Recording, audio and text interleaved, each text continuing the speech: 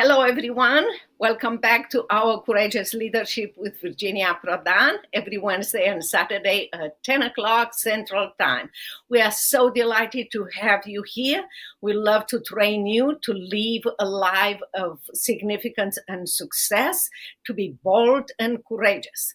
We started our podcast because many of you read my memoir, Saving My Assassin, My Life Under Communist, Under Persecution, and here in America, and fighting for freedom. But we also love to invite courageous leaders that in their area accomplish so much that they can train us and how to do in that specific area. And one of these courageous leader is Laine Lawson Craft, and she is an award-winning author, a popular media host, an in-demand speaker. So, Laine, I just want to thank you for coming here. I want you to introduce yourself to our audio and video podcast. By the way, you can find our podcast on Spotify, Apple Podcast, Edify, and you can watch it on YouTube. So welcome to our podcast. Well, I'm so excited to be here. Thank you again for this invitation. So tell us a little bit about you. You have a specific area. You love to encourage, empower, equip, encourage, and empower people, especially parents of adults, children. Many of them, you call them prodigal sons. So just out of curiosity, do you have a prodigal son in your life? Well, yes. So the book was birthed after I went through 3 prodigals. They all were different. I had 3 children in 3 years. And when they became teenagers, they each were really challenged in different areas. And as they became free and delivered and whole and living and thriving, the Lord pressed upon me about 3 years ago and said, we're in a season where parents need to be better leaders, and where parents need to know their authority, and parents need a guide to help them bring back. And what we consider a prodigal is a child that might not be living within your faith and values, or maybe mentally ill, or a drug problem, or an alcohol. So it can cover a lot of areas. You are so right. I call those prodigal sons or daughters people living in a foreign land, because it's far away from what we as a parents knew how to train them. And many times I encourage people when I train them to live a life of significance and success, because you invest in people when you live a life of significance and success. I encourage them to remain faithful to God, because many times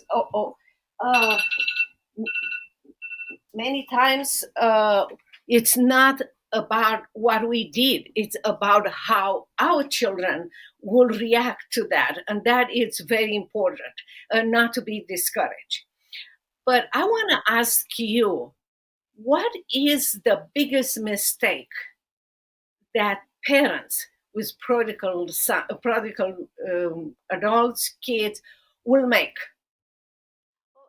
I think our culture today really makes parents feel like they have to be the children's best friend. You know, you can't be a child's best friend no matter what their age and really be an effective parent. So there's a beautiful balance. I'm not saying don't be close to your kids, but what I am saying again is that parents are the leaders of the home. They carry an authority. So you always, as a parent, don't ever forget, you get the last word. You get to, particularly children that are at home, or I don't know if you've seen this new study that just recently came out. Do you know that over 60% of parents today are still giving their adult children money and still buying their vacations? So let's factor this for a moment. If you've got a child, no matter if they're 40 or 14, and they aren't living in the legacy, in the way that you hoped as you led them, or that you're living, well, then why are we supplying their comforts? Isn't that a great question? So I would say we can't change. None of us can change without getting uncomfortable. And sometimes what we must do is forget being that best friend. Remember, you are an authority. And then you have to take another step, and we can go into that on how to not allow and enable them. You are so right about that, because what I call is, and many times I want parents with small kids, because they can start at their age, long before they go to kindergarten, to refuse to resolve every problem that our children have.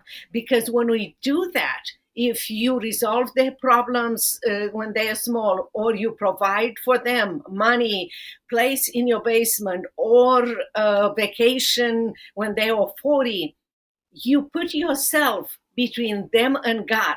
They will not be able to see God's hands and God's power. You're talking about being uncomfortable. When I came to this country, I came empty handed. I didn't know one word in English. I had two girls under 10 years old, and I was pregnant with my son.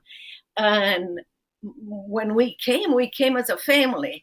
Shortly after this, my husband left us, and I found myself in a foreign country with no money, no English, three kids to take care of them. But I was so afraid that I will mess up those lives, that I grabbed God's hands, and He did an amazing things. Not only for me, I learned English. I went back to law school here in Dallas, Texas, but I raised three kids that served the Lord. The first one graduated from SMU like me, the second one from Harvard Law School, and my son from Air Force Academy, and all of them are serving the Lord. It is possible. But the problem is, you have to show them every single day that you depend on God, and let them depend on God. It's not that you don't provide for them, but they have to learn that God is the resource for their life. You nailed it. It's so true in our lives and everybody's life. And that's the way I believe that we can change this culture. Yes, and I really want to agree with you. I call it in the book, partner with God. First Yes. and foremost, we must in our individual lives ask ourselves, am I living in obedience and in the way that God has asked me to live? And then am I showing that to my children? We partner with God because He's our Father. He's our Father for you and for your child. He's also, He's trusted you. He's trusted you to steward His creation. Because that's His creation in your stomach that you birth and you're raising. So I really do petition parents first to partner with God and say, God, listen, help me to live in the way you want me to be. I'm your child too. And then, Father, help me steward this child so that I can lead them in a way that they will have a relationship, an intimate relationship with you, Father. I cannot stop myself to say you are so right, because you are so right. Because God gave us, or let's take my example, He gave me three lives. Each one was different. I have to relate to them in a different ways. My girls were very close to each other. They were born a year and a half, and my son is 10-year difference between my girls and my son. I was married just once. And later on in life, I learned that raising a boy is different than raising a daughter. I knew that you are asking a question to a girl, and 3 hours later, she's still speaking. But you ask a question to a boy, and the answer is yes and no. So I have to learn how to ask him questions, not to give him the opportunity to respond yes or no. So you as a parent, God is going to equip you, in a way that you don't even think before, but he's going to equip you because, like you said, he entrusted you with those lives and he will train you. The Bible tells us that God is training us while we are asleep, when we read the Bible, when we talk with other parents, and so forth. So he's for us, not against us. Yes, he is. And I just want also to say that if you're wondering today, maybe you have a prodigal and maybe you're just kind of at a place where you're hearing all this and you're wondering, but give me some application. So let me just give you some application about the authority and the providence of God in your life and in your child's life. I have come up in modern day counseling, they call it the 3 C's, but I've added a 4th C. So if you're a parent today and you've got a child that's either disobedient or defiant or rebellious, ask yourself, did you cause it? Can you cure it? Can you control it? And then I love the 4th C that the Lord gave to me, and that is cast it upon him. So, 99.9% of the time that your child is doing something, you didn't cause it. You can't cure it. You can't control it. You have to cast it over as you partner with God and allow him to move through you to reach this prodigal. That is so wonderful because many times as parents, we forget that God is giving us circumstances, the uncomfortable circumstances, like having a prodigal son or daughter in your life, to grow our own faith too. So many times we just concentrate on what can I do? How can I fix it? Instead of stepping back and say, Lord, what do you want to do in my life? And pay attention to that. And it's interesting you say fix it because you mentioned that earlier. We are too quick to not let our kids fail. I love that, what you said, because if we're constantly preventing them from failure and they're not paying consequences, that's not real world. You can't go work for someone and not do your job and not pay some kind of consequence. So if we are going to raise thriving children that turn into very productive and God-fearing, loving children, then we're going to have to allow them to fail, and we cannot fix everything. And also a parent, we sometimes want to not let them fail because we think we have fear. We think, oh my gosh, if I don't get in here and rescue them, they're going to do something terrible. Well, let me tell you something. It's at the bottom of the pit that God pulls us out and puts our feet on the path and puts a new song in our mouths. So allow your child to fail. I know it's hard. I've been there. I had 3. And you have to allow them to fail so that they can have a consequence, and then you're able to guide them back onto the path of rescue. That is so the way God guides us. There is a consequences for disobeying God, and there is a reward for obeying him. So they have to learn from a younger age. And also we have to change our own mentality of failure. If you take a failure like a lesson learned, that you are growing. You are a growing person, and you don't look at your children's failure as mistakes, but lessons that they can learn from.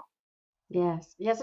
And haven't we all? I mean, how else have we all learned to grow and to do better when we know we're not in obedience of whatever, whether it's the law or obedience to the scripture, obedience to our parents. I mean, so it's a natural course. And like you said, God designed it that way so that we would know, to come back. Because if we are not catalysts for change for our children through allowing them to be uncomfortable, That is so contra to today. Everybody wants their kids comfortable and popular and, everything, all the gadgets. But listen, if they're not comfortable, that's when you can touch them and allow God to help you, give you the wisdom to bring them back. Because, we have spoiled our children. And what I mean by that, our children don't realize there are necessities of life, and that's bread and water and maybe even a warm bed. But then there are luxuries, privileges. We've got to teach our children early. A privilege is not a phone. I mean, a privilege is a phone. It's not a necessity. Our children think all of these extra things, sports and all these things are necessities, but they're not. They are absolute privileges. And so if we start placing those roots into our children, then it also gives you a bargaining tool when it comes to discipline. When they do become defiant or disobey, you've got these privileges to take away and say, listen, I can give you food and water and a bed, but until you start coming in on time, on curfew, or until you start saying yes instead of running around here wild and being defiant, saying no, these are the privileges you cannot have until these things turn around.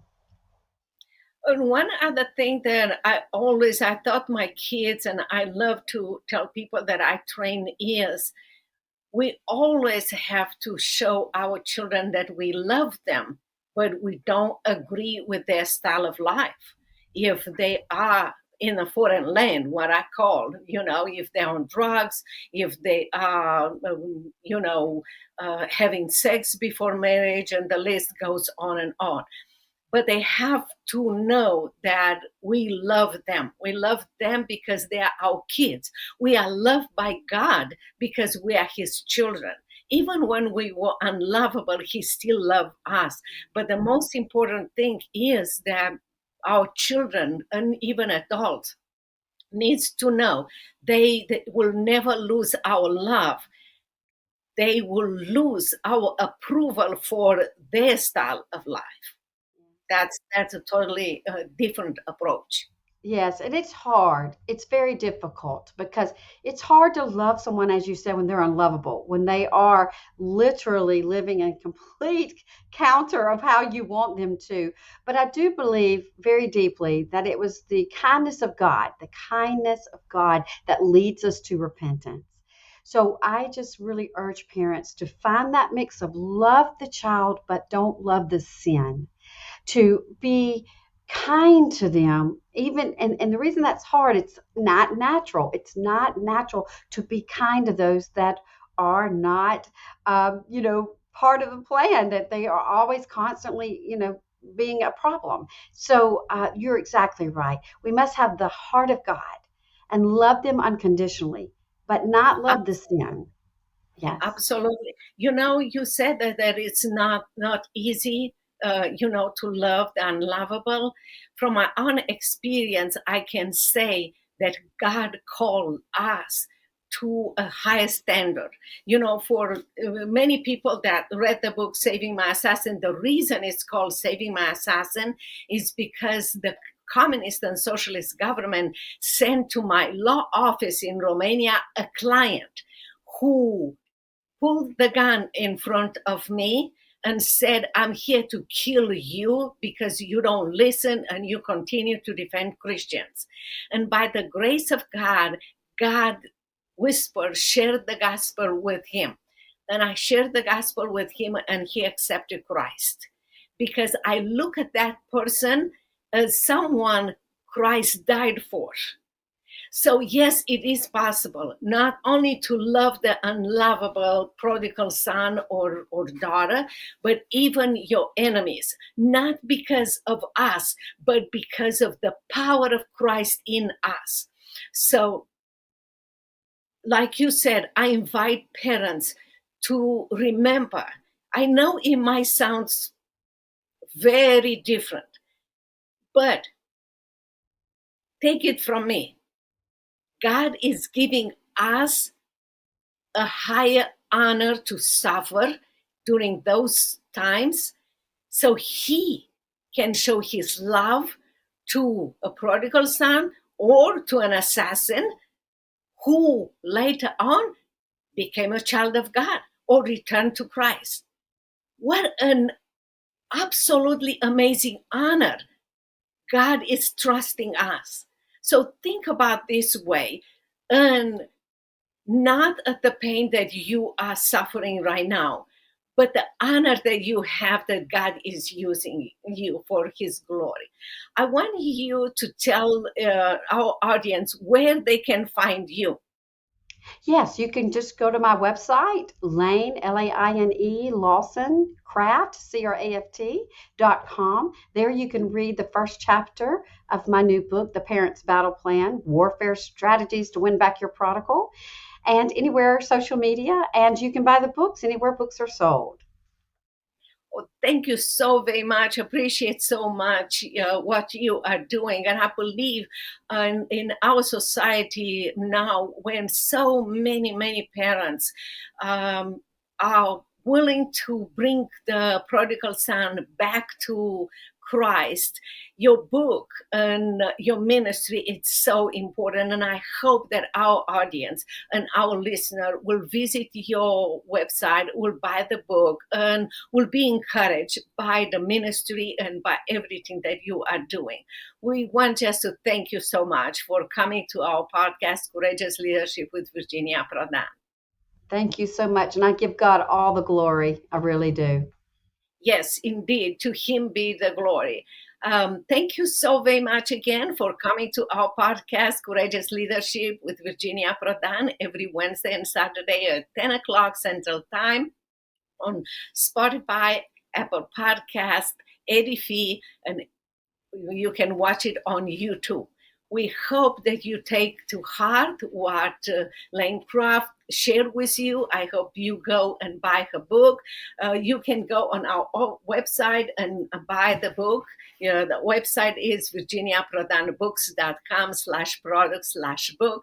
And I hope you be encouraged that your life is precious. You are here for a reason. You are here for a purpose that is beyond your imagination, because God's dream for your life and for your child and even for everyone who might be against you is absolutely amazing. Until next time, God bless you and keep in touch. Bye-bye.